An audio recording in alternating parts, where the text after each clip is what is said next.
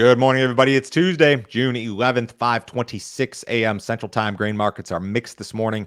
July corn futures up 3/4 of a cent at 452 and a half. July soybeans down 5 at 1183 and a quarter. July Chicago wheat down 3/4 of a cent at 606 and 3/4. July Kansas City wheat down 3 3/4 at 640. July spring wheat up 1 1/4 at 676 and a half. Let's start off with crop ratings. U.S. corn conditions declined slightly last week. The crop was rated 74% good to excellent nationally as of Sunday versus 75% last week. The rating was in line with trade expectations and was the best rating for the week since 2020. States with a good to excellent rating of 75% or better include Nebraska, Ohio, Pennsylvania, and South Dakota. The crop was 95% planted nationally through Sunday. U.S. soybean conditions were reported at 72% good to excellent nationally as of Sunday, compared to 59% last year during the same week. The rating was the highest since 2020 and was steady with trade expectations. Only 4% of the crop was rated poor to very poor, and the crop was 87% planted nationally through Sunday. Looking at these ratings without getting into too much detail, this is about as good as it gets within a few percentage points. Corn 74%, soybean 72%. This is an item that provides bearish undertones as it relates to price action. It's not outright bearish today. It's not like big breaking news that's going to move the market, but it's just going to keep a cap on any sort of rally attempt for the time being. When you look at the corn ratings across the country, state by state, almost every major corn growing state is 70% good to excellent or better, with a couple exceptions. Missouri is just south of 70%. Wisconsin is just south of 70%. Kentucky and Tennessee are not good. They were way too wet. Kansas is 65. But, your I-state corridor into Ohio, out to the Dakotas and Nebraska are all very, very strong. So it's tough to paint a bull case based just on this. Look at the seasonal chart of corn ratings, in that kind of pinkish line in the upper left is this year. I mean, there are years where you're rated a little bit better than this, but it's pretty darn good, at least according to USDA. And I know people disagree with this sort of stuff, but that's what they printed yesterday. What about winter wheat, real quick? So it is ahead of schedule harvest. The crop was 12% harvested nationally through Sunday versus 6% the prior week and 6% on average. Progress was noted in Arkansas, California, Illinois, Kansas, Missouri, North Carolina, Oklahoma, and Texas. Winter wheat conditions declined to 47% good to excellent versus 49% a week ago. The U.S. spring wheat crop was rated 72% good to excellent nationally compared to 74% last week. Some shakeups in the spring wheat ratings. Minnesota went from 80 down to 74, good to excellent. Big drop in South Dakota. They went from 86 to 68. North Dakota dropped from 82 to 79. But then you saw an increase in Montana, an increase in Idaho, and an increase in Washington State. So that national rating for those states, I think it's only 6 states, went from 74 down to 72, and we were looking for kind of unchanged. So I don't know, a little bit of a shake up there. I don't know if it's going to be a big market mover. Let's jump to weather. A light storm system pushed across Minnesota early this morning. Additional rain is expected in South Dakota, Minnesota, and Iowa over the next 5 days. The 5 to 10 day forecast is wet for northern Iowa, Minnesota, Wisconsin, and eastern South Dakota. Illinois and areas further east are mostly dry for the next 10 days. This morning's GFS run removes much of the heat that was in the forecast yesterday. Still, this situation is up for debate, given that longer-term forecasts are constantly changing. The government's 6 to 10, and 8 to 14 day outlooks continue to suggest odds of above normal temperatures. I don't know if these 6 to 10 and 8 to 14 days were updated yet today. I think this is still as of yesterday. The GFS I looked at this morning was not nearly as hot, and as a matter of fact, introduced some on and off cooler than normal temperatures.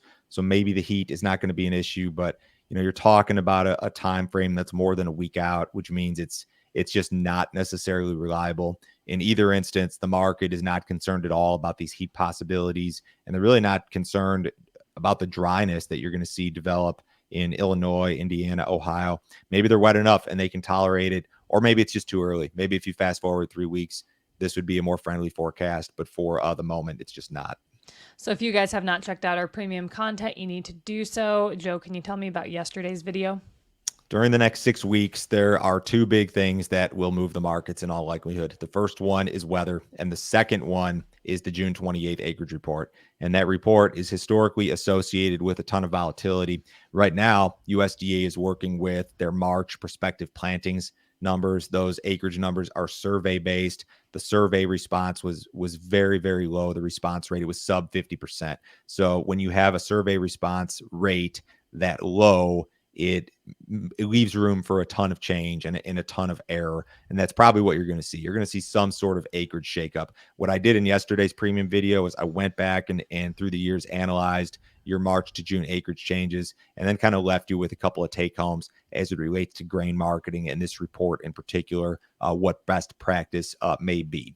If you guys want to see the premium stuff, go to standardgrain.com. You can sign up this morning. This is a $50 per month subscription. Ton of info from us every single business day. Our email goes out at 5 a.m. Central Time. Our premium videos go out at 10 a.m. every single business day. You'll see, I believe, the 6 most recent premium videos in the email every single business day. This is the best way to support what we're doing here.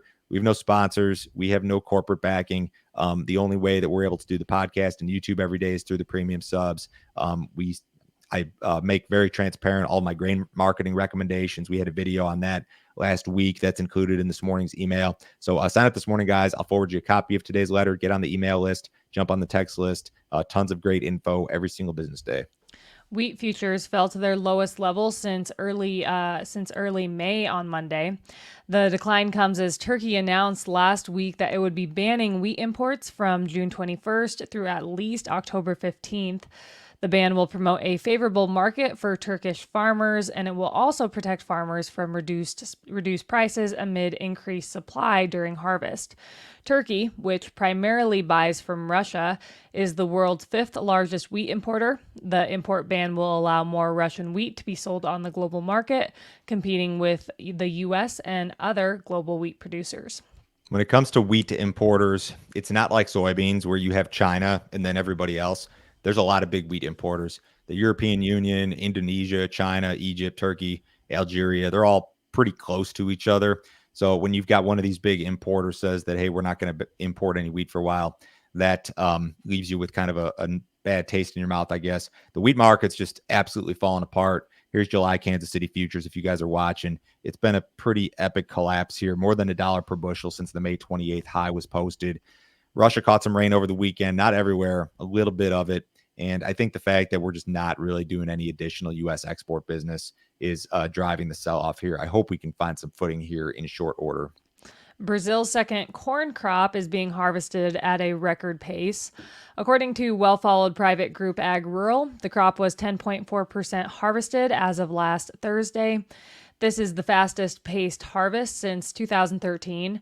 Harvest is up from 4.7% the prior week and up from 2.2% during the same week last year. The Brazilian state of Mato Grosso reported very good crop yields due to favorable growing conditions, while other states such as Sao Paulo and Mato Grosso do Sul reported poor yields due to hot and dry conditions. Ag Rural is forecasting Brazil's total corn production to reach 118.4 million metric tons this season. With that production estimate, Ag Rural is kind of in the middle between USDA and CONAB. We've still got this big disparity as it relates to Brazil, also as it relates to Russia and some of the private groups. USDA is going to be out tomorrow with some updates on this, and we'll talk about it tomorrow morning in a little bit more detail. As it relates to Brazilian corn in particular, USDA's got the crop at 122. CONAB's got the crop at 111.6, so that's a difference of 10.4 million metric tons or 410 million bushels, which is absolutely of consequence. That's a big number that can move the needle, and you've got similar stuff going on in soybeans. So if you're a market bull, you'd like to see these prices go higher. You hope that USDA starts to walk down these Brazilian production estimates for both corn and soybeans, and also the Russian wheat estimates. U.S. corn shipments declined last week. USDA reported that 53 million bushels of corn were inspected for export during the week ending June 6th. The print was down 5.4% from the previous week, but up 14.5% compared to the same week last year. Soybean shipments were down versus the prior week at 8 million bushels. The print was down 36% compared to the prior week, but up 56% versus the same week last year. Wheat shipments were also down compared to the previous week at 13 million bushels. The print was down 18% from the previous week, but up 72% versus the same week last year. Corn shipments were very good, toward the upper end of expectations. Wheat shipments were okay-ish. Soybean shipments not that great. One thing that is of positive news as it relates to exports would be the export pricing dynamics. U.S. corn is competitive versus Brazil and actually a little bit cheaper depending on the destination on the export market. So to see an uptick in corn business would not be shocking. Soybeans are similar. Brazilian basis has strengthened a little bit, and it's made U.S. soybeans maybe slightly more attractive. So if we were to see an uptick in export sales, which we desperately need in soybeans, that would not be surprising given the pricing dynamics, which have shifted a little bit. Cattle were higher yesterday. They sure were. Feeders were up an average of 316. Live cattle were up an average of 206. Box beef was higher yesterday. Choice gained 67 cents to close at 317.42, setting a new high for the year and reaching its highest level since August 2023. Select lost 10 cents and ended the day at 301.04. Outside markets, U.S. dollars up a little bit. Stocks are off. The S&P's down 12. The Dow Jones down 130. Bonds are up a little bit. Crude oil is down 35 cents in the July WTI at 77.39. Have a great day, guys. We'll talk to you on Wednesday